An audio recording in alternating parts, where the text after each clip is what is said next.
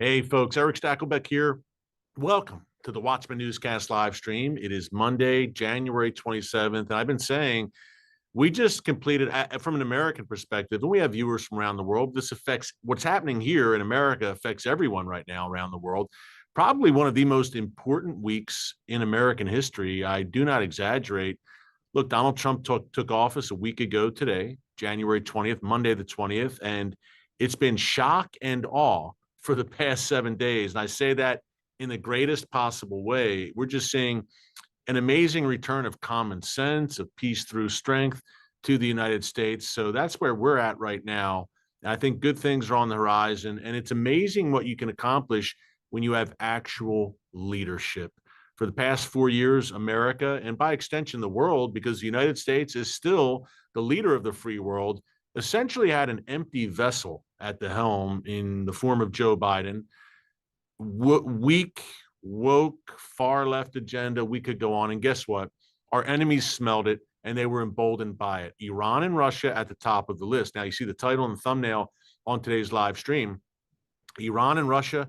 Folks, I've been talking about this really since Russia invaded Ukraine 3 years ago. It's been stunning to watch how that relationship has unfolded between Iran and Russia. I mean, it is now, and they formalized this just a little while ago, it is now a full-blown defense alliance. This is not just, hey, we've got nice ties and we trade some things together and we did a few military drills together. We don't like them, we don't love them, but we don't hate them either. We have diplomatic relations. No, it is not that kind of relationship. This is a full-blown, I've got your back, you've got my back, we're in this together, we're aligned. That's what Russia and Iran have right now, and that ain't good for the free world, needless to say. The latest on that is Iran's Islamic Revolutionary Guards Corps, IRGC for short, the elite vanguard of that Iranian regime, announcing today that Iran has purchased advanced Russian fighter jets. Now, this comes on the heel of Iran and Russia, again, as I mentioned a minute ago, announcing that they have forged a 20-year, count them, folks, 20-year defense pact, an alliance between these two nations. What does that mean for Israel? First and foremost, I ask, because Iran is in Israel's neighborhood, of course, what does it mean for America? What does it mean for the free world? And I've called this the Gathering Storm Coalition, to be precise. The charter members, Iran, Russia, China, and North Korea. Junior members, Cuba, Venezuela, Belarus, with Turkey floating into the Gathering Storm, with also a foot in NATO, but really under Erdogan's radical rule, at the end of the day, up to no good. Then you have Iran's proxies like the Houthis, Hamas, Hezbollah, the Gathering Storm Coalition. Now, this coalition was most certainly on the march until last Monday when Donald Trump took office once again. And he's going to need to be steadfast. We're going to need to see peace through strength, because this is no joke, this alliance that is forming right now. And you can only imagine how they'd be on the move if Trump did not take office. He's kind of like a bulwark against the madness, not only here at home in the United States, but around the world. On Friday's live stream, folks, if you missed this, you'll want to check this out. I talked about how Trump last week laid down the gauntlet at the World Economic Forum. Now, you've probably heard of the Great Reset. If you've watched this channel, if you've been with us for a while, before the October 7th attacks, we talked a bunch about it, the rise of the Great Reset and people like Klaus Schwab and the push for a new world order and global governance. Well, the annual meeting in Davos, Switzerland, of these wannabe masters of the universe took place last week, and then Donald Trump crashed the party, and he delivered an address via satellite, remotely, I should say, from the White House. And again, he laid down the gauntlet and he said, look, America first. I'm a patriot. We're going to put America's interest first. Well, that's anathema to what the Great Reset crowd believes. They want a borderless world, global government, etc. Socialism, separation, secularism, God does not factor into the equation. Terrible what they have envisioned. Or as Klaus Schwab himself would say, you will own nothing and you will be happy. Interesting. But he can own everything. But it's just you who have to eat bugs and live crammed in some apartment complex with 1,000 other families. But I digress. So Trump laid down the gauntlet there. And what you saw, and this is very significant in terms of Iran, Russia, the gathering storm, what you saw was Trump lay down the gauntlet and say, we're not going to play the globalist games. You global elites have your fun. We're going to put American interest first. Guess what? As he should, just as a leader of Canada or Britain or China, Russia, any nation should put their country's interest first. Everyone should do that. Because Donald Trump, speaking as an American, he was not elected in landslide fashion to represent the interest of some snooty bureaucrat in Brussels. He was elected to represent the interest of the American people. So if you missed my live stream on Friday, check that out. We've got sound bites from Trump's speech to the World Economic Forum. Also, Javier Milei, very strong leader in Argentina, and Olaf Scholz, a not so strong leader in Germany, and what he had to say at the World Economic Forum.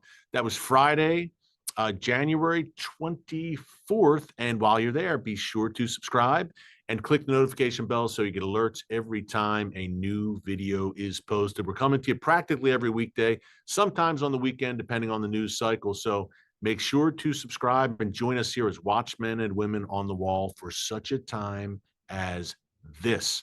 What a time it is when Iran is purchasing Russian-made Sukhoi 35 fighter jets. Folks, let's dig into this.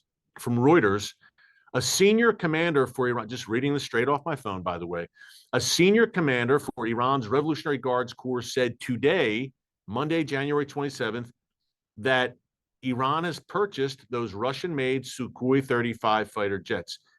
Now, this is the first time that an Iranian official has confirmed the purchase of these jets. However, Ali Shadmani of the Iranian Revolutionary Guards Corps did not clarify how many jets were purchased and whether they had already been delivered to Iran. And he said, quote, "Whenever necessary, we make military purchases to strengthen our air, land, and naval forces. The production of military equipment has also accelerated. If the enemy, Israel, acts foolishly, it will taste the bitter taste of being hit by our missiles, and none of its interest in the occupied territories will remain safe." He's talking about Israel, of course. More on this in a minute. But in November 2023, Iran announced that it had finalized the arrangements to buy the Russian fighter jets. And now, after the deal earlier this month, I would believe it was at January 17th, where Iran and Russia signed this comprehensive strategic partnership, now you apparently see this finalized. Now, Iran's Air Force has only a few dozen strike aircraft. It's a horribly outdated Iranian Air Force with Russian jets and aging U.S. jets from before the 1979 Iranian Revolution. Remember, before that revolution, Iran had a very strong relationship, not only with the United States, but with Israel. How times have changed in the past 46 years. But it's amazing to me. And I think about this when I think about Hamas as well. That Iran, as much as right now they are down, their backs are against the wall in many ways. Look, shall we review what's happened in the past few months? Iran's ring of fire, that network, that spider's web of terror proxies that surrounds Israel on all sides, has been smashed. It's essentially a smoldering heap of ruins right now, whether it's Hamas in Gaza, more on them in a minute, Hezbollah in Lebanon, the Houthis in Yemen are asking for it, let's just say, and Donald Trump just redesignated them as a specially designated global terrorist organization. Assad in Syria is gone. The Iranian-backed militias in Iraq recently announced, hey, we're going to hold off on attacking Israel anytime soon. Oh, and by the way, Iran itself, the head of the snake, Iran's air defenses were demolished by Israel in airstrikes back on October 26th. And then Donald Trump, Iran's worst nightmare, takes office once again with promises of renewing that maximum pressure campaign. So Iran right now is scared. I'll use the word. Iran's regime is scared. They don't know what to expect from Trump. They know they're naked and exposed. Isn't there a show called Naked and Afraid on one of these networks, a reality show? I haven't watched it, but I know the name of it. But pretty much right now, that's Iran's position. Naked and afraid, the Persian version, because right now they have no air defenses, folks. And not only that, their ring of fire, which was their greatest deterrent against an Israeli strike against their nuclear facilities, Iran would say, hey, okay, Israel, you want to strike our nuclear facilities, then we will unleash Hamas and Hezbollah and the rest of our ring of fire. They will bombard you with tens of thousands of rockets, missiles, and drones, and that's our deterrent. That's gone. And the air defenses are gone. Israel right now has a clear path to strike Iran's nuclear weapons facilities, if it so chooses to take it. So with all of that, you might expect some humility on the part of the Iranian regime, just kind of keeping their mouths shut, maybe a shift, maybe saying, man, maybe we should kind of change course here. The ring of fire thing, it didn't work. But oh no, instead of humility, you see hubris. You see Iran boasting right now about their brand new Russian-made fighter jets, boasting new threats towards Israel and brandishing the new relationship with the regime of Vladimir Putin. Now, we've said it many times. You know my mantra, folks, if you watch on a regular basis. Evil, and this is an evil, evil regime, evil is arrogant. But not only that, evil is foolish. It's quite stupid. And evil is relentless. Iran checks all, the Iranian regime, not the Iranian people, the main victims of this regime, but the Iranian government checks all three of those boxes. It's relentless, it's arrogant, it's foolish, because it's demonically driven. This is what demons do. They stir things up and they lead people to their doom. And the Iranian regime continues again and again, as does its proxies, to sign its own death warrant. But it shows you now the pivot, folks. Remember this, the fighter jet acquisition from Russia, this 20-year defense agreement with Russia, it shows you the shift. We've used that term here, right, in a positive connotation, capital T, capital S, the shift, which is an outgrowth of the Trump effect. Trump gets in office and dominoes start falling across the Western world. The Western world starts to wake up. Left-wing woke leaders are in danger and good things could be on the horizon. But there's also a shift that Iran is conducting right now out of necessity, out of survival. Listen, the Ring of Fire strategy failed. For decades, Iran built up all of these proxies on Israel's borders. In Yemen, in Gaza, in Iraq, in Syria, in Lebanon. And yes, they're trying in the West Bank, Judea and Samaria, the biblical heartland as well. It didn't work. Hamas smashed. Hezbollah begging for mercy. Assad gone in Syria. The Houthis about to get their comeuppance in a major way. And they've already been hit hard. The Iraqi militias taking a little intermission right now from jihad against Israel. And Iran itself licking its wounds. So the Ring of Fire strategy did not work. But I think this lines up prophetic chess pieces, folks, in that they're pivoting, right? Plan A, which seemed like an ingenious plan. Israel's the size of the state of New Jersey. Surround Israel on all sides with terrorist proxies who are armed to the teeth. And when the time is right, we all strike at once from all sides and they can't stop us. And Iran says, and we don't, if we don't want to, we don't even need to participate.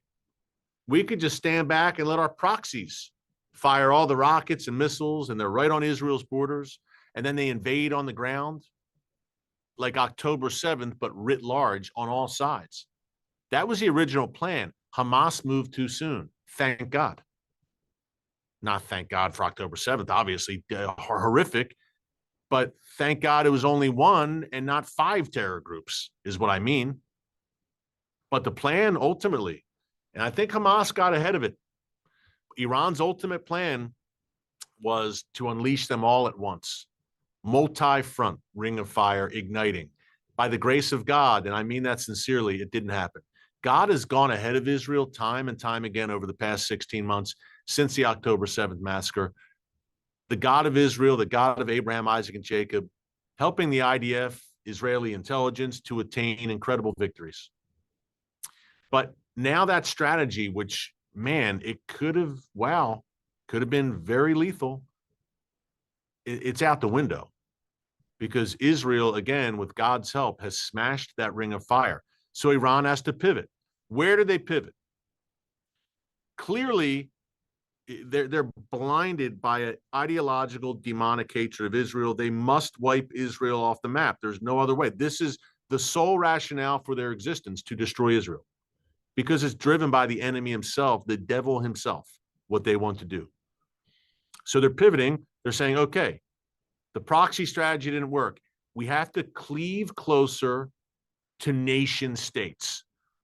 The proxies, it's too much of a risk. They can be smashed too easily because they're not a nation state at the end of the day. We need to get closer to nation states. I bring you Russia. I bring you China. I bring you Turkey. Look for those relationships between Iran and those actors in the Gathering Storm coalition to continue to grow. We can't rely on terror groups, no matter how powerful they are. And look, Hezbollah was arguably the most powerful terrorist organization ever, at least in the modern age. 150,000 at least rockets and missiles, a tunnel network, tens of thousands of well-trained foot soldiers, and Hamas as well was pretty strong. Nothing compared to Hezbollah, but also no slouch in the jihad department. But at the end of the day, flimsy. Once Israel committed all its strength, they were both crushed. They're still dangerous, the two of them, don't get me wrong, but they're not an existential threat to Israel any longer. Key difference there. It's not an existential threat. It's a threat, but it's not existential any longer. They don't threaten Israel's very existence like they once did. But nation states, folks, nation states, Iran and Russia, Iran and Turkey, Iran and China. Remember, Iran also has a long-term defense pact with China as well. Look for that. The Iranian regime, as it tries to save itself, it's so vulnerable right now, it's looking for powerful friends who can't be smashed so easily and who can provide a nuclear umbrella. We're talking China and Russia. So this should not surprise you in just a geostrategic, geopolitical sense, but it should not surprise you in a prophetic sense, because the book of Ezekiel, chapters 38 and 39, talks about Iran coming together with other nation states. Turkey certainly in that group, other Islamic nations in North Africa, the Middle East, Central Asia, and many believe Russia. I've always leaned towards Russia being a part of that Gog-Magog invasion. Some say no, some say yes, but to see Russia become so close to Iran, and to see Russia, Iran, and Turkey, who have fought wars against each other over the centuries, suddenly have a good relationship. They don't agree on everything, and they rival each other in ways for sure, but at the end of the day, it seems they're willing to come together against their shared enemies. Folks, that's prophetic. So congratulations, you're living in Bible times. But go back and read the book of Ezekiel, chapters 38 and 39, the war of Gog and Magog, no doubt, and you'll see what I mean. Hey, we talk about Israel being under siege and people, tens of thousands of people being evacuated from the north, from the south. I think of our good friends at Magen David Adom. They're our partner for today's live stream. And if you watch us on a regular basis, you know how we feel about Magen David Adom. They are Israel's emergency services system. They respond to every single terror attack, every rocket attack in the north, in the south. Magen David Adom first responders are there. Even a heart attack, a car accident, any sort of calamity in Israel, Magen David Adom are the first ones on the ground. Again, they are Israel's emergency services system. It's SaveLivesIsrael.com to support their incredible work. Look, people ask me all the time, how can I help? How can I support Israel? I can't think of a better way than Magen David Adom. You know exactly where your funds are going. They dispatch every ambulance in Israel, every single one, and they receive thousands of emergency calls every day, by the way, especially since the war broke out. But they also collect and distribute Israel's entire blood supply. This is Magen David Adom. Since October 7th, they've lost 30 of their volunteers. It's a largely volunteer force, leaving their families, their homes, and volunteering to defend their nation and their people.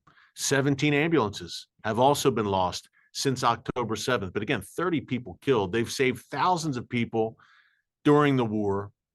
I mean, it's amazing what they've done. It's SaveLivesIsrael.com. And I'm in Israel frequently, and those Magen David Adom ambulances are everywhere. Right now, they need more ambulances. They need bandages, medical supplies. They're stretched thin, fighting wars on multiple fronts. Every dollar matters, folks. And this is fulfilling the biblical mandate to bless Israel laid out in the book of Genesis, chapter 12, verse 3. It is SaveLivesIsrael.com, SaveLivesIsrael.com. Magen David Adom, quite literally, is doing God's work, and we are proud and honored to partner with them. Check them out at SaveLivesIsrael.com. Play your part for such a time as this. And what a time it is in America as well, and I talked about this at the top, when we now have talk, and we talk about that unbreakable bond between the U.S. and Israel. Well, it didn't break, but it certainly bent under Obama and Biden. But when you have a solid conservative leader in control, that relationship strengthens. Iron Dome, the Iron Dome missile defense system, is probably one of the greatest representations and symbols of that bond between the U.S. and Israel.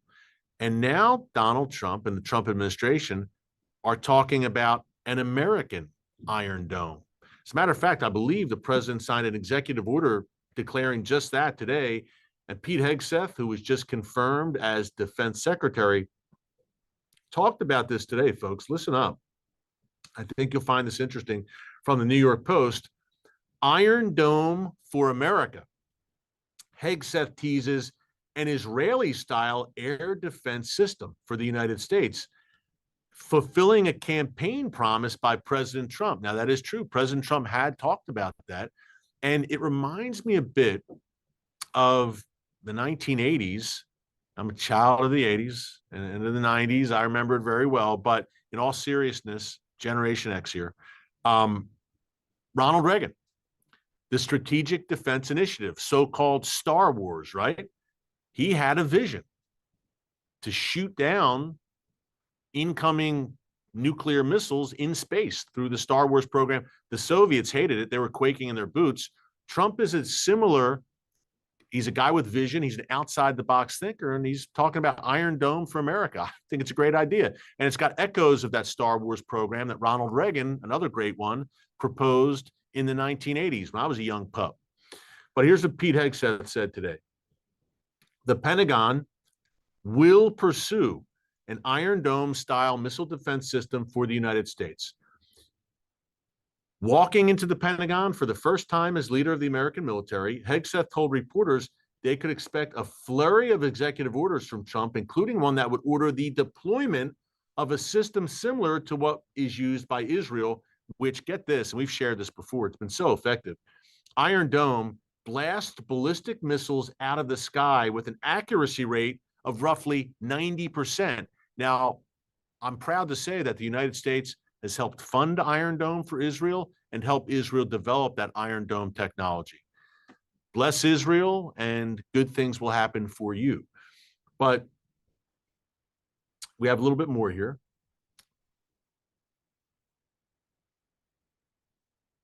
A document from the Republican campaign platform in 2024. This is where we first heard of it, actually. It's jogging my memory.